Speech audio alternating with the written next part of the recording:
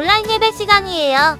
오늘도 멋진 예배자가 되기 위해 함께 준비해봐요. 주변을 깨끗하게 정돈하고 단정한 옷으로 갈아입어요. 성경책과 찬송가, 헌금을 준비해요. 누워있거나 간식을 먹지 않도록 약속해요. 바른 자세로 예배에 집중해요.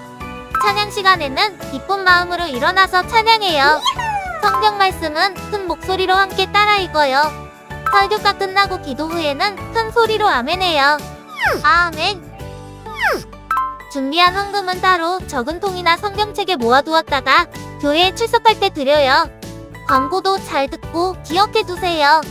한 주 동안 오늘 배운 말씀을 따라 살기로 약속해요. 그럼 예수님과 함께 기쁘고 행복한 예배 시간이 되기를 바라요.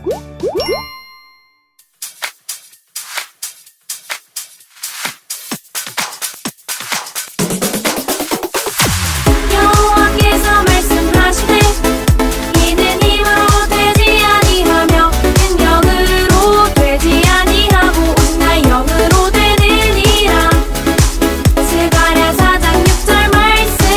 여호와께서 말씀하시되 이는 힘으로 되지 아니하며 능력으로 되지 아니하고 오직 나의 영으로 되느니라. 스가랴 4장 6절 말씀.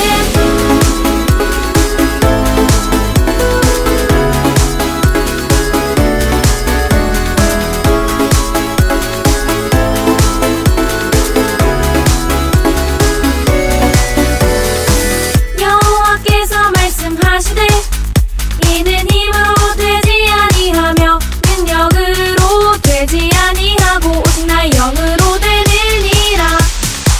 스가랴 4장 6절 말씀. 여호와께서 말씀하시되 이는 힘으로 되지 아니하며 능력으로 되지 아니하고 오직 나의 영으로 되느니라. 스가랴 4장 6절 말씀.